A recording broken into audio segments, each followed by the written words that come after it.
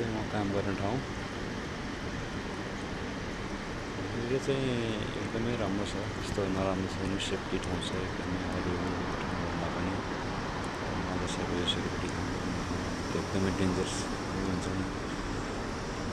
तर हामीले गर्ने चाहिँ अब त्यति चाहिँ छैन, त्यो सेफ्टी छ। यहाँनिर अब मजाले राम्रोसँग काम गर्न सकिन्छ र प्रायः त्यस्तो डेन्जर इलाका त छैन, तर पनि अब यो बाहिरसम्म हेर्दाखेरि चाहिँ एकदमै अलि डेन्जर छ। अब आफू सेफ भएर बस्नुपर्छ। हिजो अस्ति भर्खरै एउटा एक्लै काम गरिरहेको एउटा सेक्युरिटी दाइलाई चाहिँ त्यहाँनिर काले आएर हानिदिएछ। त्यस्तो खालको वातावरण चाहिँ यहाँनिर त छैन, तर पनि एकदमै डेन्जर हो यो ठाउँ भनेको। मधेसको सेक्युरिटी काम भनेको त झनै त्यसैमाथि एकदम मोस्ट डेन्जर छ। मेन रोड अब हामीले चेक गरिरहनु पर्छ बाहिर यहाँनिर। त्यहाँदेखिको यहाँ पेट्रोलिङतिर यसो जाँदाखेरि चाहिँ यस्तो साइकलको बाइकहरू छैन।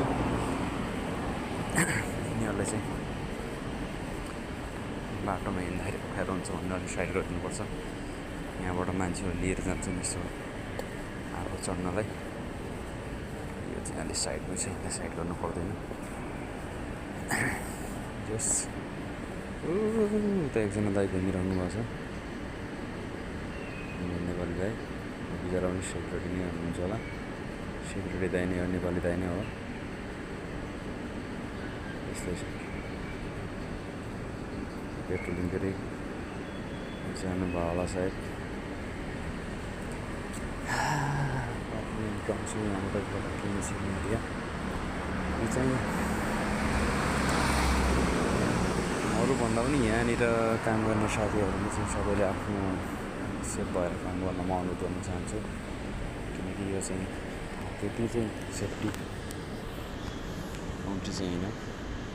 यदि सेफ्टीको लागि चाहिँ आफ्नै हातमा छ सेफ हुनुको लागि।